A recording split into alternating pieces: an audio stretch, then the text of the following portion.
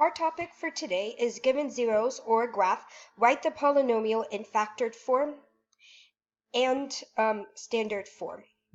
So basically our topic for today is writing polynomials.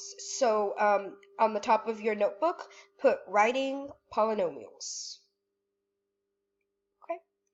And I gave you a worksheet for writing polynomials, so please make sure that this worksheet gets into your notebook. Either tape it, staple it, glue it, one of those three options. Okay? So, when we are writing polynomials, it's similar to graphing, but just the opposite. So we still need the basic things, zeros, multiplicity for each zero, and yeah, so really just those things. So I'm going to first look at my first zero, and my first zero is going to be right here. And so my first zero is negative 12. And let me write it. Zeros on one side, multiplicity on the other. So here is negative 12. Okay. So now when I'm looking at multiplicity, I kind of have to look at the graph. And the graph is going through negative 12, so then that implies that my multiplicity is 1. Okay? So now I'm just going to follow the graph along, blah, blah, dun, dun, dun, dun, dun. And here is my next x-intercept right here. This one was my first one. This is my second one. And it touches the x-axis at a negative 4. And if I look to see what the graph is doing, it is bouncing off of it. So it touches negative 4 and then bounces off the x-axis. So that implies that my multiplicity is 2. Okay. Now I'm going to keep going along the graph to find my next intercept. And it's right here, and we're just going to say that is a positive 7. And since it goes straight through the x-axis, my multiplicity is a positive 1. And so in behavior, I'm going to look at the ends and what are my arrows doing. Both of my arrows are pointing up. So my notation is as x approaches negative infinity, y is also approaching positive infinity. And then on the other side, as x approaches positive infinity, y approaches positive infinity also. Okay?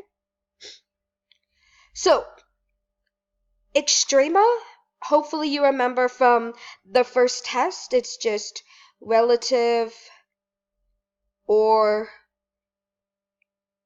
absolute, and then you could choose between a max or a min. So we could have a relative max, relative min, absolute max, absolute min. Okay?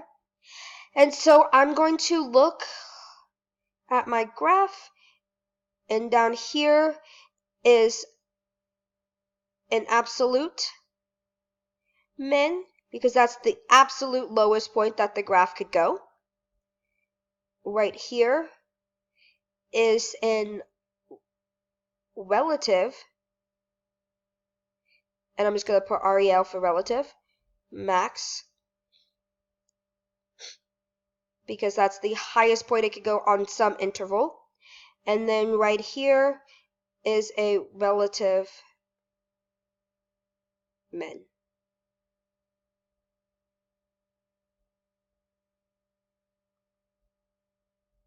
Okay.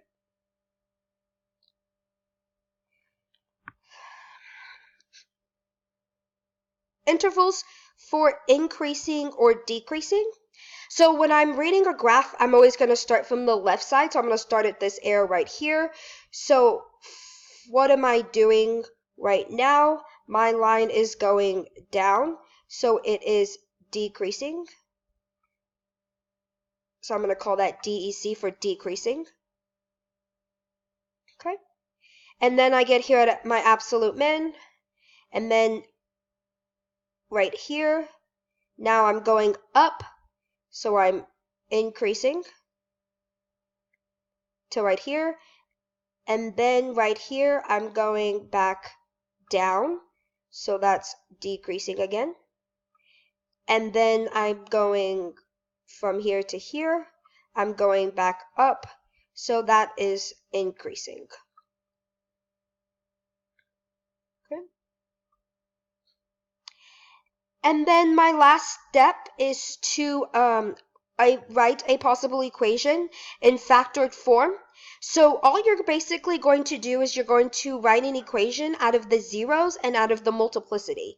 So if my 0 is -12, remember my factor, when I plug it into my factor, it's going to be x plus 12. So it's going to change sides. Since my multiplicity is 1, you could put a 1 there, or you don't have to, because if there's nothing there, that implies a 1.